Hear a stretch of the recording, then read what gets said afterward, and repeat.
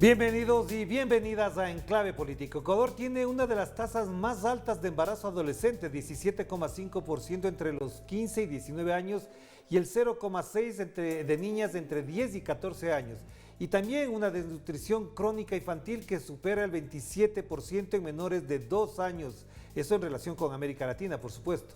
Y esto de por sí lanza una alarma potente para quienes gobiernan en el poder político central, como en los gobiernos locales y territoriales, pues no se trata de un fenómeno que pueda sostenerse en el tiempo sin consecuencias para toda la sociedad. Y por eso nos preguntamos, ¿hay mecanismos y herramientas institucionales para actuar de inmediato? ¿Se cuentan con los recursos necesarios para ello?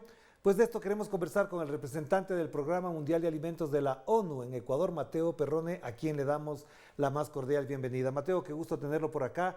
Y la primera pregunta que le haría es, ¿cómo valora estas cifras que acabo de mencionar, que efectivamente usted las conoce de cerca y que además conllevan una reflexión de una estructura que está garantizando que esto no disminuya, sino que por el contrario, que crezca? Bienvenido. Gracias. Sí, son cifras que nos alarman mucho.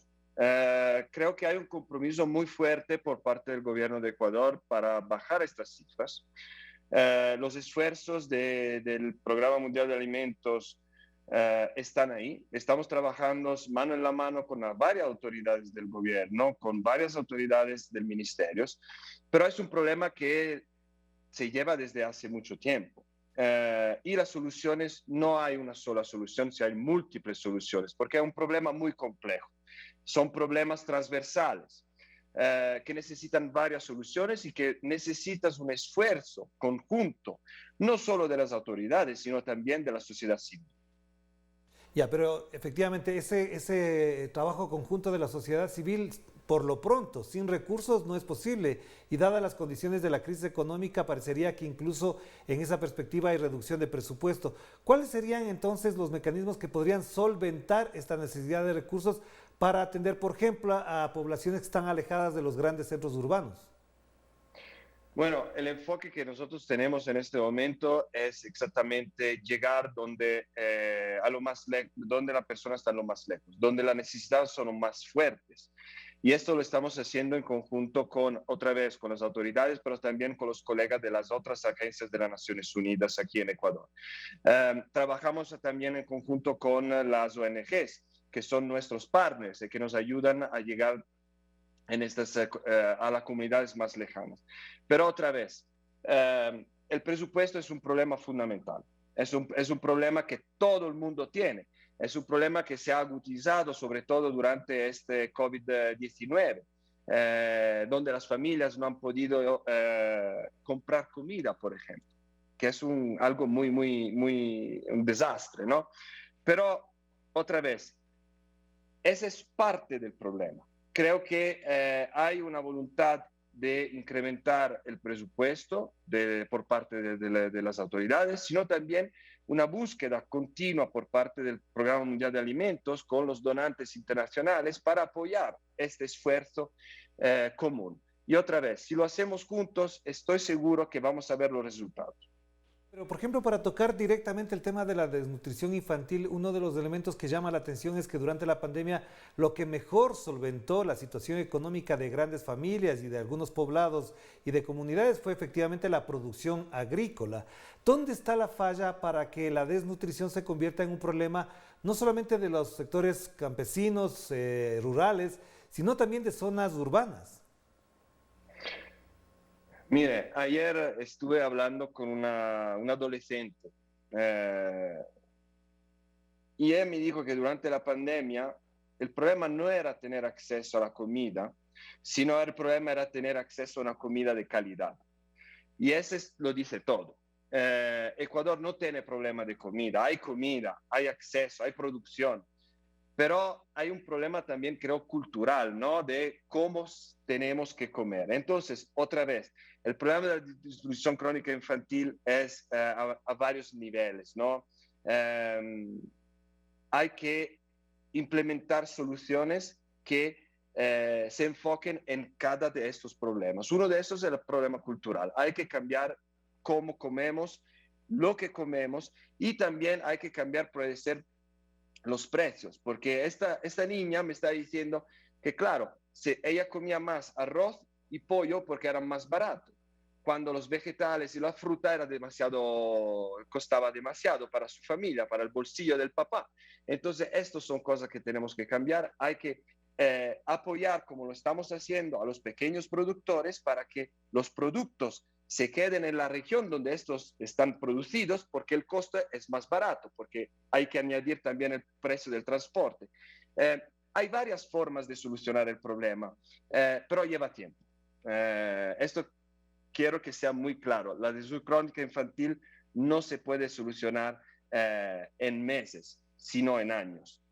¿Y cuál sería la primera medida, digamos, cuál sería el primer reto, desafío que se puede plantear una sociedad, un gobierno, un municipio, una prefectura, un país como el Ecuador, por ejemplo? Digo que también hay problemas en otros países, pero en el Ecuador, ¿cuál sería el primer desafío para resolver, digamos, el primer paso para esto, para avanzar?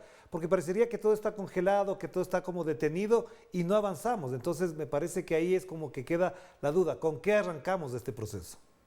Mire, yo creo que Ecuador ya lo hizo. El presidente ha tomado una posición muy fuerte, una voluntad muy fuerte de combatir la desnutrición crónica infantil. Tenemos una secretaría que ha sido creada en este tema y creo que este es el paso principal para empezar a combatir este problema que usted tiene, que es muy grave. Ya, entonces, si es que ese es el primer paso, ¿cuáles serían las otras tareas de orden incluso cultural? Porque usted ha mencionado lo que es muy importante, porque le menciono un elemento clave. La quinoa en Bolivia es un elemento fundamental dentro de la dieta de los bolivianos. En Ecuador se produce quinoa, pero parecería que es ajena a la dieta de las comunidades, incluso de origen campesino, no diría de indígenas, pero de campesinos. Entonces, por ejemplo, podría ser por ahí, se puede plantear también esos mecanismos para, digamos, contrarrestar el incremento de la desnutrición infantil. Mire, Ecuador tiene una variedad de alimentos que son muy nutritivos, que tienen todos los elementos para combatir la desnutrición crónica infantil. Um, Estamos trabajando juntos con la Secretaría para una estrategia de comunicación, que esto va a llegar a todos los ecuatorianos, a todos los niveles de la sociedad de Ecuador, en todos los lugares de Ecuador, y esto nos va a ayudar también a, ¿cómo se puede decir?, mejorar los conocimientos de cuáles son los alimentos y cómo tenemos que comer. Por ejemplo, ¿cuál sería un programa de esa naturaleza, por ejemplo, en temas de comunicación? Mire, el trabajo que ustedes hacen es muy valioso. Ustedes son los que nos van a ayudar a pasar este mensaje. Estamos trabajando ahora junto también con UNICEF y otras agencias de las Naciones Unidas para trabajar en esto.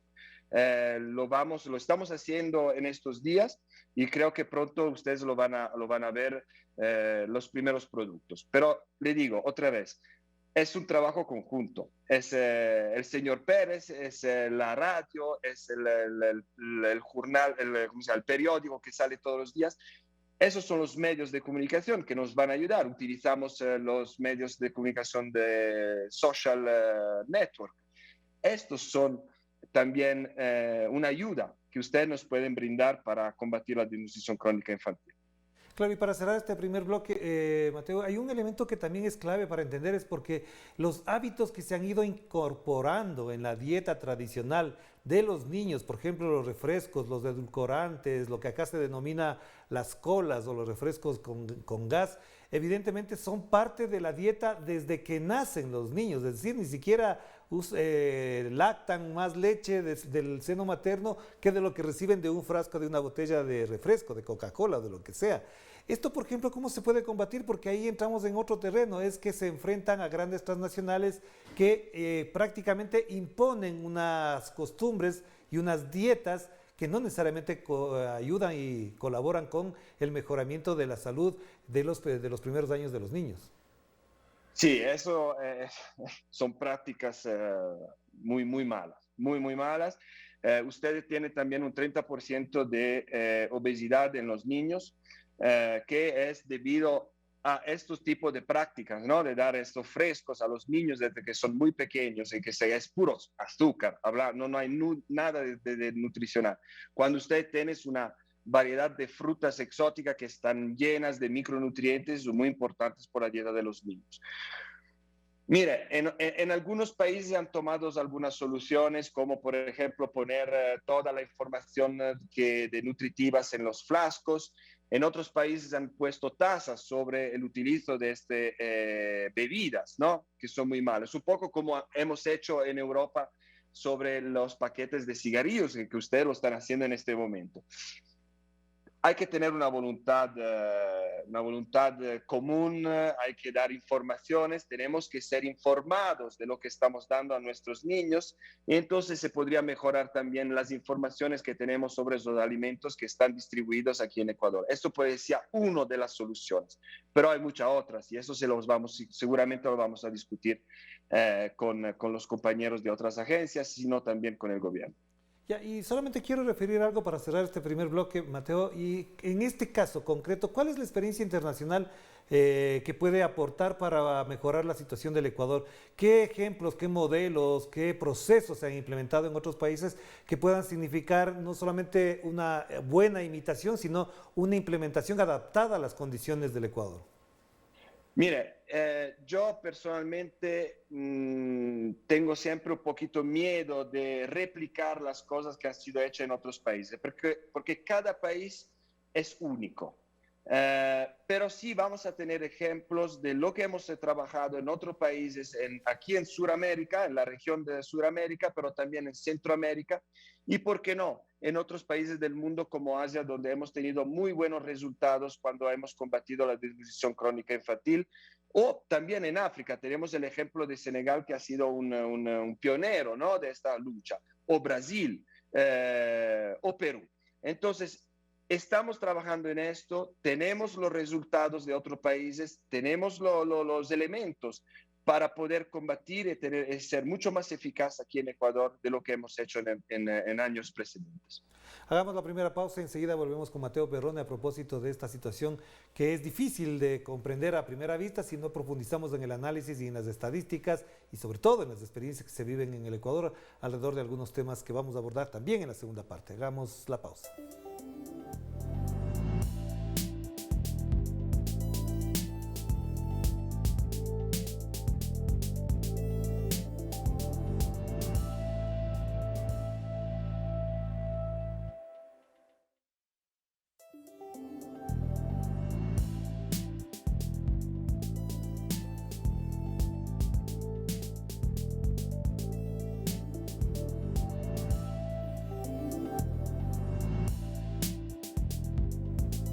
Estamos de vuelta aquí en Enclave Política a través de Telesur, la señal informativa de América Latina y del resto del Caribe.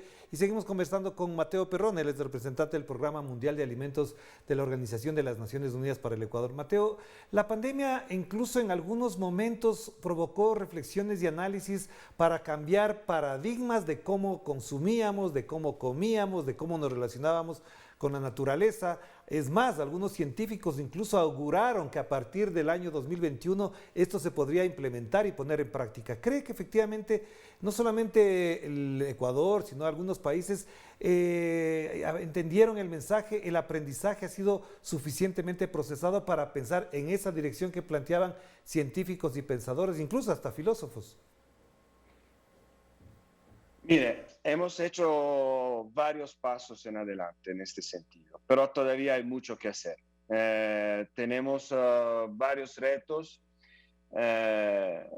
y a veces algunas dificultades en implementar este avance. La voluntad está ahí. Lo que nos falta en este momento es también un cambio, ¿no?, direccional, otra vez cultural, pero también un apoyo financiero, ¿no? Porque a veces hacer todo esto no es fácil. Otra vez, hay algunas limitantes, por ejemplo, a nivel de acceso, ¿no?, en los varios mercados. Hay gente que no tiene acceso, o pequeños productores o productores que no tienen acceso a la grande distribución. Y eso son cosas que se cambian. Pero otra vez, necesitamos un poco de tiempo. No, estas cosas no se cambian en un día. Es como el cambio climático. Estamos hablando de cambio climático hace 30 años, 40 años, y todavía vemos que los resultados no están a la altura de lo que hemos querido. Claro, porque incluso el día de hoy analizábamos una situación lamentable en México. Quiero señalar lo de México en particular para llegar a lo de Ecuador. Y es que a propósito del cambio climático, en zonas donde se producía suficientemente frijol, base de la dieta alimenticia de los mexicanos, ahora se tiene que importar hasta por 2.000 millones de dólares anuales ese producto para la dieta de los mexicanos. Este cambio climático también pasa porque se han priorizado en algunos países, y en el Ecuador no es ajeno a aquello, que hay otros productos extensivos que consumen buena parte de la atención, digamos, de las grandes empresas agrícolas, digamos, del tema del plátano, del camarón y de otros. Pero, por ejemplo, se dejan de lado productos como los que mencionaba hace un momento, la quinoa. ¿Cree que efectivamente en esta reconfiguración mundial global se puede avisorar en el corto plazo un cambio en esta lógica de qué se produce internamente para lo que algunos denominan soberanía alimentaria? Bueno, nosotros estamos por hecho, nosotros estamos trabajando sobre la soberanía alimentaria junto con la FAO, por ejemplo, y estamos apoyando a los pequeños productores en la zona norte y otras zonas del país. Um, Vamos por allá. Hay una voluntad, otra vez, pero hay que trabajarlo de manera conjunta, de manera diferente. A veces nosotros seguimos algunos principios, ¿no?, que nos han dictado desde afuera, pero escuchamos no lo suficiente a las personas que producen estos productos. Entonces, es ahí que nosotros trabajamos con la gente, trabajamos con las mujeres que están produciendo eso. Tenemos un proyecto, por ejemplo, que hemos llevado hace ya varios años con la experiencia de la China, con el utilizo de los patos y arroz para disminuir el utilizo, ¿no?, de pesticidas que tienen un costo y además son muy nocivos para la salud pública. Y utilizamos los patos que nos dan muy buenos resultados y que bajan el precio de la producción de arroz. Esos son pequeñas realidades que tienen resultados y que si logramos ponerlo a escala, vamos a solucionar bastante problemas. Por ejemplo, ¿cómo es el tratamiento, cómo es el enfoque y el análisis que ustedes hacen de lo que ocurre en las comunidades indígenas? Porque buena parte, digamos, de la pobreza en general, pero también de la pobreza crónica, de la pobreza, de la situación de los niños, por ejemplo, en comunidades indígenas es muy difícil y es quizás la más grave que vive el Ecuador. ¿Cómo entender en ese tema concreto el tratamiento que dan las organizaciones sociales, las organizaciones no gubernamentales y el propio Estado? Mire, nosotros estamos apoyando a las comunidades indígenas en la frontera norte con las comunidades afroecuatorianas y agua, y vamos a seguir apoyándolas porque hemos visto que son las más golpeadas por el COVID-19, pero también por pobreza, para desnutrición crónica infantil. El 40% de los niños de estas comunidades tienen desnutrición crónica infantil. Son datos alarmantes. El hecho que viven en zonas alejadas con poco acceso no ayuda, pero nosotros sí, vamos por allá. Lo estamos trabajando, estamos pidiendo el apoyo de la comunidad internacional, de los donantes, para poder desarrollar proyectos y conectar a estas comunidades a los centros urbanos y a los centros económicos. Y en este aspecto también el otro elemento que también es motivo de análisis porque es preocupante, y le invito al mismo tiempo a que nos ayude a entender esta situación, es el tema del embarazo adolescente que ocurre en el Ecuador con mucha fuerza. Es decir, las cifras que dábamos al principio efectivamente dan cuenta de unas cifras muy altas, incluso que rebasan lo que pensarían algunas personas que a estas alturas de la historia se esté ocurriendo con toda la información y con todos los mecanismos de atención que hay al respecto. ¿Por qué ocurre esto? No es solamente por falta de información, ¿qué más hay ahí?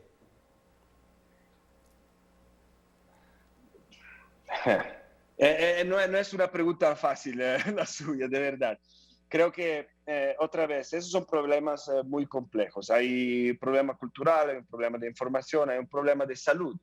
Hay un problema de acceso a la salud. Hay comunidades donde no tienen puesto de salud y esto no facilita la situación.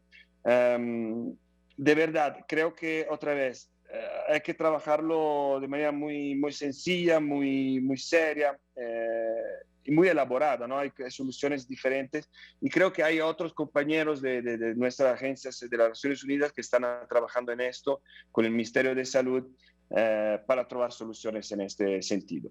Eh, Ya, de acuerdo. Entonces, este es, como decía, es un tema bastante complejo porque efectivamente aborda y exige el tratamiento desde otras vertientes de análisis también. Pero volvamos al tema sobre la soberanía alimentaria. Esto efectivamente se está construyendo como procesos que atraviesan distintos niveles. Se está pensando, por ejemplo, en la participación activa ya de los municipios, es decir, de los gobiernos locales, de los gobiernos autónomos descentralizados, como se les conoce en el Ecuador, hasta donde ellos, por ejemplo, están activos y muy intensos en ese trabajo.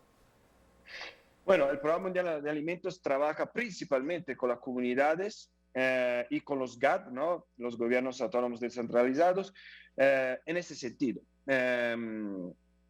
La participación comunitaria es fundamental si queremos un cambio y las autoridades locales juegan un rol fundamental en esto porque son ellos, ¿no? Al final que tienen que implementar y apoyar la población a nivel local.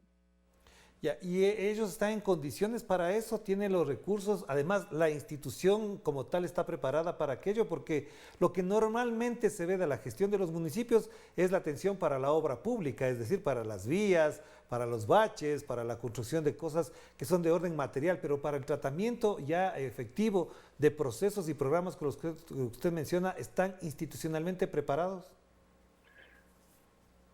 No están en un buen punto, están en una buena situación. Todavía falta algunos pasos, por eso que nosotros estamos aquí.